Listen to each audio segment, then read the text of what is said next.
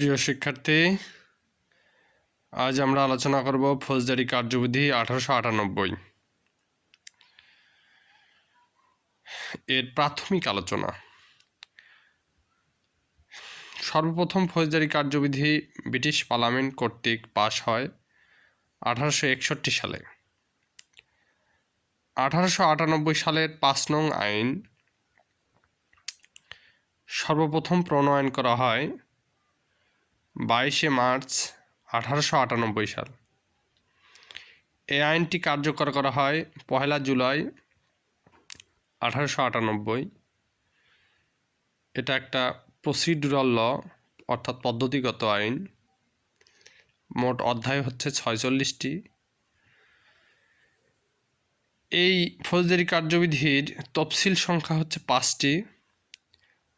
তার ভিতরে 4টি তফসিল কার্যকর আছে। প্রথম তফসিলটি বাতিল হয়েছে। তাহলে আমাদের আসলে ফৌজদারি কার্যবিধির মোট ধারা হচ্ছে 565টি ধারা।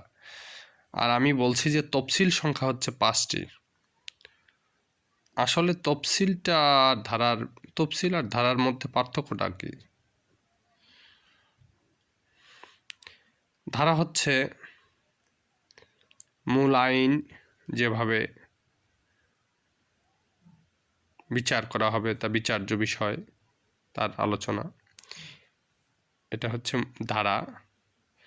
আর তফসিল হচ্ছে এই প্রত্যেকটি ধারার তার টিকা, তার আলোচনা, বিস্তারিত আলোচনা। যেমন প্রত্যেকটি ধারাতে তফসিল সংখ্যা বলা হয়েছে 5টি। প্রথম তফসিলকে বাতিল করা হয়েছে। দ্বিতীয় তফসিল দণ্ডবিধির অপরাধসমূহ কোন আদালতে কর্তৃক বিচারযোগ্য, আমলযোগ্য নাকি অআমলযোগ্য, জামিনযোগ্য নাকি জামিন অযোগ্য ইত্যাদি বিষয়। তৃতীয় তফসিলে আলোচনা করা হয়েছে ম্যাজিস্ট্রেটগণের সাধারণ ক্ষমতা। ম্যাজিস্ট্রেটগণের সাধারণ ক্ষমতা হচ্ছে তৃতীয় তফসিলে। চতুর্থ তফসিলে হচ্ছে ম্যাজিস্ট্রেটগণের অতিরিক্ত ক্ষমতা। পঞ্চম তফসিলে ফরমসমূহ নিয়ে আলোচনা করা হয়েছে। তো এই হচ্ছে আমাদের আজকের ছোট আলোচনা।